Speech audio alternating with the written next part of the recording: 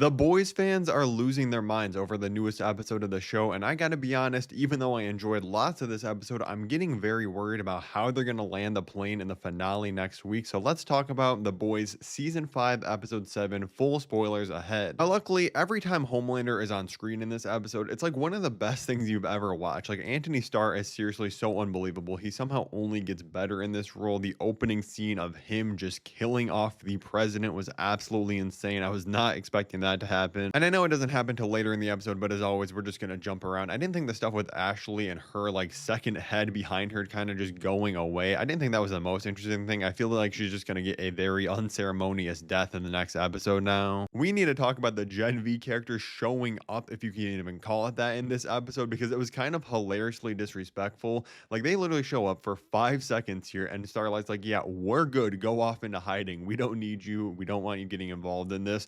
Which I understand, you don't want characters from a spin-off coming in this late into the final season and playing an important role. Like, I didn't want Marie to come in and land the final blow on Homelander. That would not be a satisfying end to the story we've been doing for 5 seasons of The Boys. But with that being said, I was expecting them to at least be somewhat of characters in this season from earlier on, not to literally show up in the second last episode and just be like, yeah, that's all you're going to get of them. I don't think we're going to see them in the finale. Now, it just kind of feels like an insane thing, especially when the showrunner of The Boys and Gen V, Eric Kripke, has said that, oh yeah, don't worry, even though the show's canceled, they're going to get their endings in The Boys Season 5 and other shows. Another very odd thing in this episode is now the plan for Kamiko to pretty much turn into Soldier Boy and just nuke the powers out of Homelander. Like, again, we have been building up to a Butcher versus Homelander showdown for the entire series, really, or you would think someone like Huey or someone would be more involved. If this literally just comes down to Kamiko, I'm going to be very disappointed. I think what's likely going to happen is she depowers Homelander in the next episode, and then like Butcher and the rest of the living boys all come in and like get a hit on him or something. But honestly, I really don't know how they're going to make that land in a satisfying way. Now, I actually really did like the stuff about Butcher here. We obviously see Jeffrey Dean Morgan's character return in an interesting form here. I thought that was a really interesting way to reveal some more about Butcher's backstory. I like some of the moments we got between him and Huey, and I'm actually really happy with what we got with Butcher in this, but I still feel like he's not playing as central of a role this season as he should be. Now, maybe this is a hot take. You can let me know if I'm wrong in the comments down below or if you disagree with me, but I'm personally finding myself, even though I'm loving all the Homelander scenes, he's absolutely incredible every time he's on screen. I simply think this whole like Homelander becoming this messiah figure, or that's what he wants to become, is simply not as interesting as the stuff we had in the past seasons, with Vought being more involved and them being like the super evil corporation. And listen, I'm all here for criticizing religion, these mega churches, political figures using religion to just win over people. I'm all for all of that, and I think there are some really good ideas with this, but it just doesn't seem like as interesting as a thread as stuff we've had in the past with Vought being more involved. And I think that's one reason that this season kind of feels off. Like, Vought was such a huge central part of all the prior seasons, and now pretty much the only force is just Homelander becoming this godlike figure in his minds. That's his only goal, and it kind of feels disconnected from the rest of the series, honestly. And I'm not saying that hasn't been like his goal from the beginning, and he's slowly been inching towards it. They kind of have been building to it, but I just don't think it should be like the primary thing going for Homelander this season. It just kind of feels weak to me. And speaking of weak, let's switch to someone that is apparently physically weak, because my boy Soldier Boy just got choked out and passes out in like 5 seconds and literally gets thrown back into his tank. I thought he died here for a second. I was like, that is the lamest way to kill him off. But I can't lie, even though I really love Soldier Boy, like I've been saying, I love the scenes between him and Homelander this season. I think it's some of the best stuff we've gotten. But when he ends up in this state back where he started the season, it does definitely feel like they only brought him back mainly to just drive home the Vought Rising prequel series that's going to be focusing on a younger Soldier Boy in the past. Yes, it's been a little odd that this character's been so wishy-washy, going back and forth on who he's working with, who he wants to help, and I wasn't even mad at the reveal of him actually helping Homelander and giving him the V1, but then in the very next episode to be like, okay, I gave you that, now I'm just gonna go walk away, be on a beach somewhere.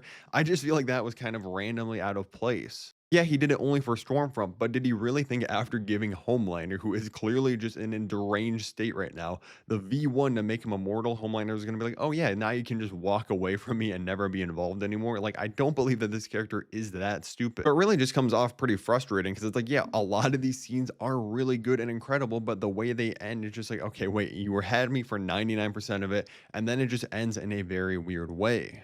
The Deep continues to be absolutely hilarious. I thought there was a 0% chance that he lives to see the end of the series, but now that he's made it to the finale, I still think he's dying next episode to Homelander, or Starlight's gonna get her revenge on him or something. But I think there's like at least a 3% chance that this dude lives at this point.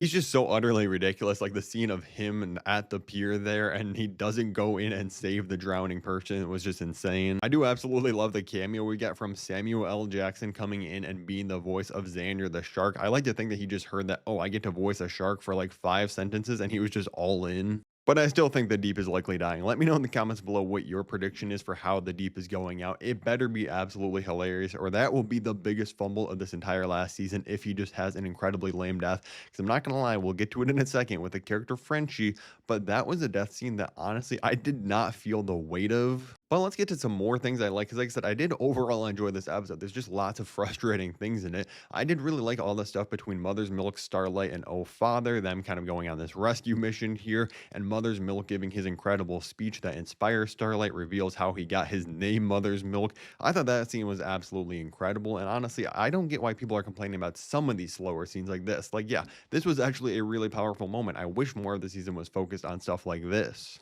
When it comes to Frenchie's kind of sacrifice thing, I do think ultimately the scene itself was good. I just kind of don't care about Frenchie at this point in time. So when he died, I was kind of like, okay, whatever.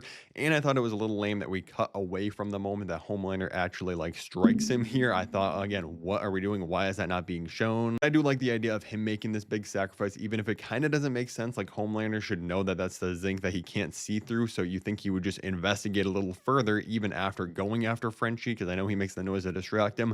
But I still think the moment with Kamiko, like she saves this moment. She makes the emotional weight be felt. And as I keep talking about it, honestly, I'm kind of liking the scene more and more. Like him talking about, oh yeah, I would have loved to settle down and have the 3 kids and stuff earlier in the episode. I do actually think that kind of worked pretty well. It's just Frenchie is not one of my favorite characters lately. I feel like he's kind of fallen off in these last 2 seasons. So I didn't hit as hard as maybe if he died in like the first 3 seasons. And I do actually have to commend them for just doing this and having a big character death in almost every single episode this season. They're not holding back. The stakes are felt. You do feel like people are at danger. It was one of my biggest complaints about the final season of Stranger Things. So I can't complain about it there and not praise it here, even if some of the death scenes aren't the hardest hitting. I really just hope they can nail however Homelander goes out in the next episode. Like I said, it seems like Kamiko's definitely going to depower him. Maybe Ryan comes back in and like he lands the final blow. But again, we've seen Ryan in like 2 episodes of this season and he hasn't even shown up in the last couple episodes. It just kind of feels disjointed going into this final episode. I'm keeping my hopes up, but apparently the final episode is only around an hour long. It's apparently shorter than this one that we just got. So it seems like even if they nail some aspects, there's definitely going to be some loose ends left, some characters that don't get satisfying endings. So I'm just hoping they can nail the most important characters like Homelander,